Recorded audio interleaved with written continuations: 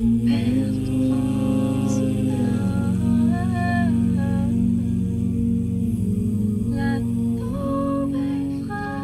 pas, quand on croise quelqu'un dans la rue, il y a quand même des raccourcis qu'on fait, right, pour saisir le monde.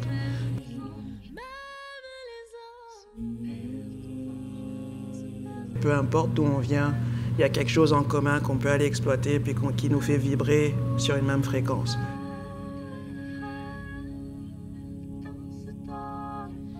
Même artistiquement, il y a quand même, tu vois un artiste, tu entends un ou une artiste, tu les croises, voilà, ils font quand même une certaine impression. Si tu me dis blues ou rock ou pop, il y a certaines choses auxquelles je vais penser. Si tu me dis que tu es congolais, il y a certaines choses qui vont directement rentrer dans ma tête, des notions, des raccourcis en fait que j'ai, même sans te connaître. Au Canada, ça fait plusieurs fois maintenant que j'ai traversé le pays et je me rends compte que souvent, c'est des premières rencontres que je suis en train de faire avec des gens, que ce soit au niveau de rencontrer une minorité visible, que ce soit première fois en train de rencontrer une homosexuelle, que ce soit tellement de premières fois de n'importe quoi parce que parfois les communautés sont éloignées ou la population est petite. Je veux dire, 30 millions de personnes pour le territoire qu'on occupe, là, c'est petit. Parfois, ça veut dire aussi qu'il y a de la dissonance, right? Parce que qu'on vienne de la même place ou pas, on n'est pas toujours d'accord, on n'a pas toujours le même bagage culturel. Il y a souvent des premières qui vont se faire et c'est normal. C'est juste une question de comment on vit les premières. Donc ça, c'est une question d'attitude et de mentalité et de volonté aussi. C'est un peu là où j'ai trouvé ma force. C'est dans la différence de par ma culture. Même quand je dis que je suis avec d'autres Africains, même beaucoup d'Africains me disent « Ouais, mais toi, t'es pas vraiment africain, t'es pas vraiment congolais parce que j'ai pas l'accent typique qu'eux attendent de moi ou j'ai pas les mêmes mimiques. » Lorsque je suis avec des Blancs ou bien des gens d'une autre culture, ils vont se dire « Ah ouais, mais voilà, t'es un peu différent par rapport à ce qu'on connaît. » Donc, c'est vrai et je joue avec cette différence-là. Je pense que les clashs culturels peuvent être bons ou mauvais. Je pense que ça dépend complètement de comment les gens gèrent ou naviguent les clashs. Malgré être franco-manitobaine, généralement, je suis quand même assez privilégiée d'avoir une identité qui est reflétée dans les médias et qui est reflétée dans les positions politiques et tout autour de moi. Alors, les clashs culturels, généralement, n'ont pas lieu quand je suis chez moi. Et ça c'est quand même une position privilégiée, je pense. Les clashs culturels, généralement, pour moi, ont lieu ailleurs, en voyage ou en tournée. Quand on me demandait « Qu'est-ce que vous faites ici » ou « est-ce que tu es canadienne » ou non, je disais « Non, je suis immigrante ou nouvelle arrivante ». Donc pendant un moment, je ne m'identifiais pas comme faisant partie du Canada.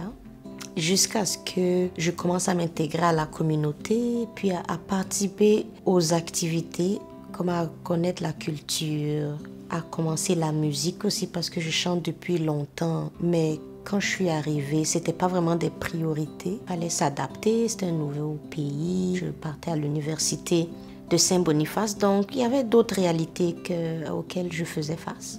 Une fois que ça s'est passé, là, j'ai commencé à m'intéresser à la musique, à d'autres activités que je faisais dans mon pays. C'est à ce moment-là que j'ai commencé à développer, je veux dire, une relation avec la communauté de Winnipeg, des francophones, le bilinguisme, le multiculturalisme. Moi, je ne catégoriserais pas Winnipeg comme une bulle culturelle, vraiment. Je trouve qu'il y a tellement de différentes cultures qui sont présentes ici. Personnellement, moi, j'adore les différences. Je trouve que ça me donne une nouvelle perspective de comment voir le monde, j'essaie de voir c'est quoi leur manière de penser. Ça m'aide à me mettre dans leurs souliers un peu mieux puis de comprendre l'autre un peu mieux. Je trouve qu'il y a beaucoup de cultures et puis quand on arrive ici, on voit et on a la chance de s'intégrer ou de vivre la culture de l'autre et c'est intéressant. Là, je suis curieuse de savoir, par exemple, toi, tu dis que c'est surtout en anglais ou que tu as œuvré. Donc, il y a quand même la gêne au niveau de la langue. Je pense que dans le commencement, j'ai pris ça à peine que Comme j'ai vraiment pas pensé que je suis française. Après que tu deviens adolescente, tu veux commencer à parler en anglais avec tes amis, c'est cool. Quand j'étais petit, de temps en temps, ça se croisait dans la cour d'école, puis tu avais un petit peu les French fries, English muffins. Ça fait qu'il y a toujours eu, pas nécessairement une honte, mais j'annonçais pas partout que j'étais francophone. Souvent, en tant que francophone, ça c'est quelque chose qui m'avait marqué quand j'ai déménagé au Canada, c'est de voir à quel point la question de la francophonie pouvait être un point de désaccord ou qu'il fallait choisir. Et c'est pourquoi j'ai besoin de choisir? Je suis francophone, mais je suis anglophone aussi. Et puis je vois pas pourquoi mon côté anglophone devrait empêcher mon côté francophone. Au contraire, le plus qu'on peut communiquer, le mieux c'est, non? Là, je m'en fous un petit peu.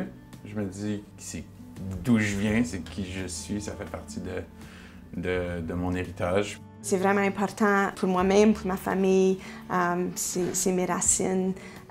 Alors, c'est quelque chose que je continue à travailler. Même si tu appartiens à plusieurs groupes, c'est pas 100%, right? Parce que c'est une partie de toi, mais tu ne fais pas nécessairement partie entièrement de chaque élément. Là, je disais que je m'en fous un petit peu si c'est cool ou non, mais j'ai toujours été assez conscient du regard des autres, puis ça reste un de mes traits caractéristiques. Et puis je pense qu'on peut être curieux par rapport à une autre culture.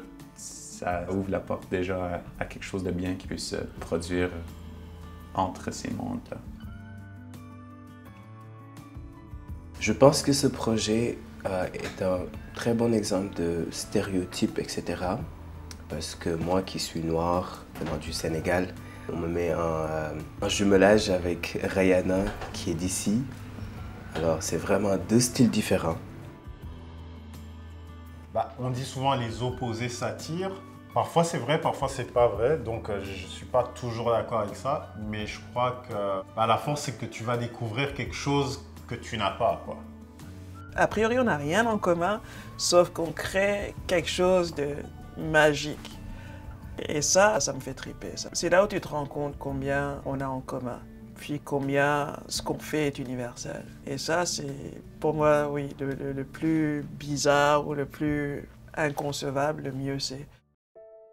Il y a certainement des points à créer, je pense, entre les communautés. On peut parler localement, par exemple à Saint-Boniface ou à Winnipeg, ou on peut parler de façon internationale. Beaucoup de nouveaux arrivants restent vraiment dans leur coin et puis c'est pas vraiment la faute à qui que ce soit.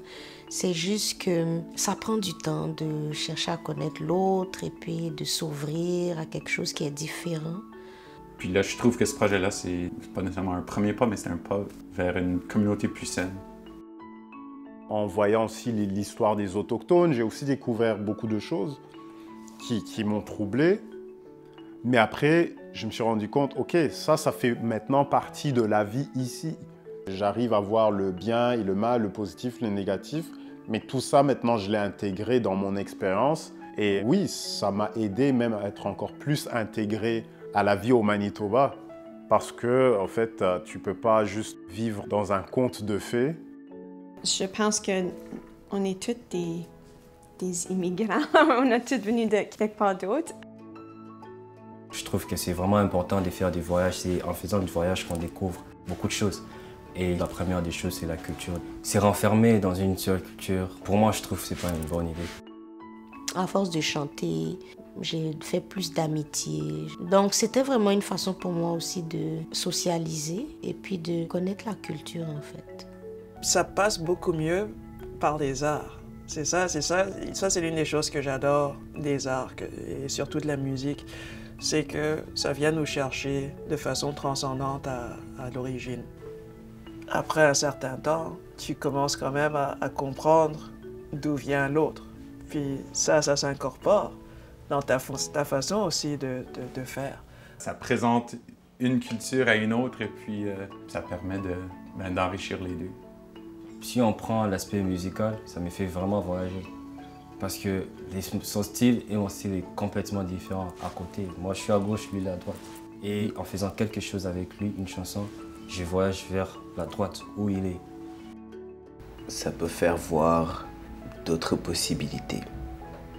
Parfait, on est en 2017 aussi, on a déjà vu n'importe quel jumelage aujourd'hui, des métissages de n'importe quelle race et tout là, mais quand même c'est bien d'en avoir et puis les gens vont toujours être plus ouverts. Pour nous, maintenant, ça nous aide aussi humainement et artistiquement, voilà, à s'ouvrir, quoi. On ne perd pas sa culture qu'on avait, on en gagne une autre. Et je trouve que c'est une belle richesse. C'est juste un vraiment bel échange. Je crois en la responsabilité de l'artiste, donc comment on peut influencer les relations sociales. Je ne pense pas que ce soit nécessairement notre rôle imposé, mais personnellement, je pense que c'est dommage de ne pas utiliser le deck qu'on a en tant qu'artiste pour essayer de faire avancer les choses de façon positive. On n'a pas forcément des pouvoirs peut-être politiques de changer des choses ou de faire une différence significative, mais tu peux chanter sur le sujet et sensibiliser les gens. Il n'y a aucun sujet qui est tabou, en fait, pour moi. Aucun. Et je pense que c'est ça qui fait la force du hip-hop. C'est une culture où on parle de tout, qui est un peu mon cadre, qui me permet de trouver la manière de parler de ces choses-là. Il y a quelque chose à propos de la musique que je garde proche parce que je trouve que c'est encore très important comme rôle de femme d'avoir une voix. Je n'essaie pas de changer le monde, mais plutôt de faire ce que j'ai envie de faire. Et si le monde change, ça tombe bien, tant mieux. Tu sais, parfois on oublie combien on est jeune comme espèce. Puis on oublie aussi combien on est jeune comme société.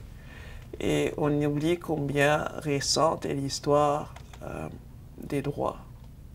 Que ce soit les droits de la femme, que ce soit les droits de la personne en général, c'est quand même quelque chose d'assez récent dans notre histoire d'espèce. Quand on pense qu'il y a encore des places où le droit de vote n'existe pas pour tout le monde, où le droit à l'éducation n'existe pas pour tout le monde, où ben des choses n'existent pas pour tout le monde, c'est qu'on est quand même jeune dans notre développement. Et il y a encore beaucoup de croisées des mondes qui ne se sont pas encore faites. Je viens d'un pays lointain, quelque part où on rêve sans fin, enfoui dans un coin de mémoire, image d'éclat de rire.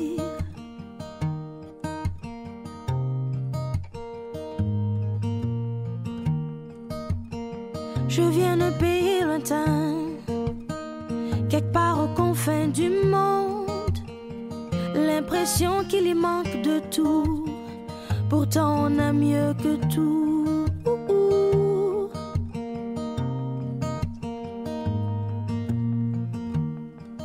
Au fond, quand j'y pense, tu me manques, tes couleurs, ta douceur, ta chaleur.